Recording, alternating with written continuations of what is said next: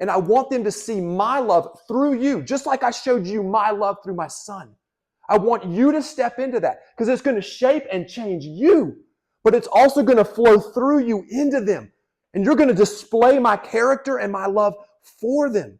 And when we begin to understand that, like something about us says, all right, God.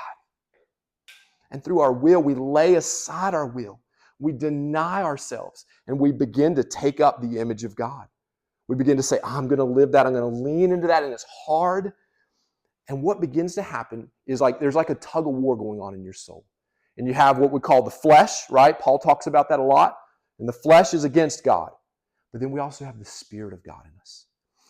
Whichever animal you feed inside of yourself, it's going to grow stronger. Feed that flesh, and that's going to take root in you. And you're going to find that less and less does the Spirit of God and the character of God and the image of God reflect in you. But you feed the Spirit. You give into the promptings and the convictions of the Spirit. You obey your Father in heaven. And the Spirit in the image of God grows. And it begins to take deeper root. And that voice in that flesh that says, I won't do this, I won't obey, I won't forgive, it begins to silence. It gets quieter. It has less root in our life.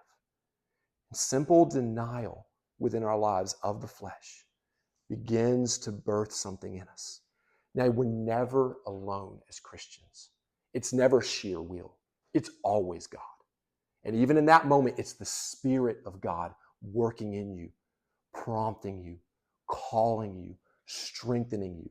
So you already have the Spirit's got the upper hand. It's got the edge. So don't lean into the flesh. Lean into the Spirit. Listen to the promptings of God. Remember that He loved you when you were an enemy. All the reasons that you have to obey Him and to serve Him and to love Him. And let that emotive increase in you. And just through that act of denial, that will grow stronger in you.